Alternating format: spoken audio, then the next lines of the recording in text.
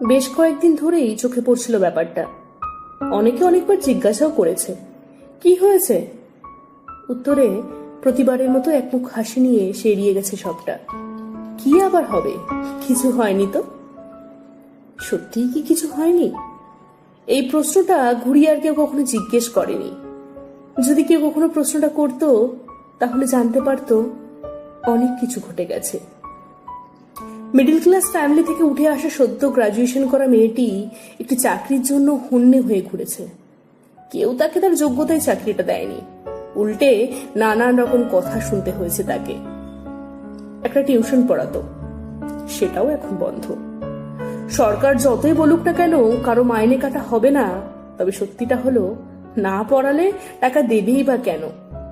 সে অবশ্য বারবার বলেছিল টাকাটা আমার খুব দরকার, আমি আসবো পড়াতে, আপনি প্লিজ পড়ানোটা বন্ধ করবেন না। লাস্ট 10 দিনের টাকাটা হাতে দিয়ে ছাত্রীর মা বলল, স্কুল বন্ধ, তার উপরে চারিদিকের যা পরিস্থিতি, তাতে বাইরে না বেরোনোই ভালো। সবটা আগের মতো হোক, আমরা আবার বরং তোমাকে খবর দেব। 200 টাকা। এই 200 টাকায় সে কি কিনবে? ঘরে রেশনের চাল আছে, গত 2 মাস ধরে ওটাই ওদের ব্রেকফাস্ট, লাঞ্চ এবং ডিনার। পাশের দোকানটায় গিয়ে দাঁড়াতেই দুজন স্বাস্থ্যকর্মী তাকে যাচ্ছে তাই করে বলল, তোমাদের মতো ইরেসপন্সিবল মানুষদের জন্যই আজ দেশের এই অবস্থা। মাস্ক ছাড়া বাইরে বেরোতে ভয় করে না, নিজেও মরবে, অন্যদেরকেও মারবে। এত টাকা নষ্ট করবে, তবু 10 টাকায় মাস্ক কিনে পড়তে এদের কষ্ট হয়। দেশটা আজ কোন জায়গায় এসে দাঁড়িয়েছে, যত সব অশিক্ষিতের দল। কি বলবে সে সত্যিই বুঝতে পারছিল না।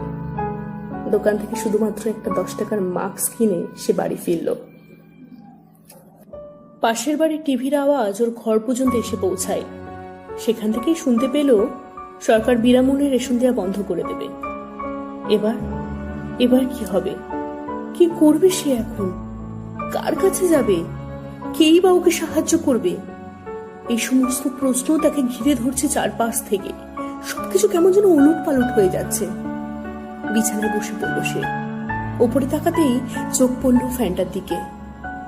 কয়েক মুহূর্তের জন্য সব থেমে গেল। না, হেরে সে যাবে না। হেরে যেতে তো সে কখনোই শেখেনি। চোখের জল মুছে উঠে দাঁড়ালো সে। তাকে পারতেই হবে। পাশের একটা 10 টাকার মাস্কটা নিয়ে বাড়ি থেকে বেরিয়ে পড়ল। তাকে যে লড়াইটা করতেই হবে, বেঁচে থাকার জন্য, বাঁচিয়ে রাখার জন্য। তাকে লড়ে যেতে হবে শেষ পর্যন্ত।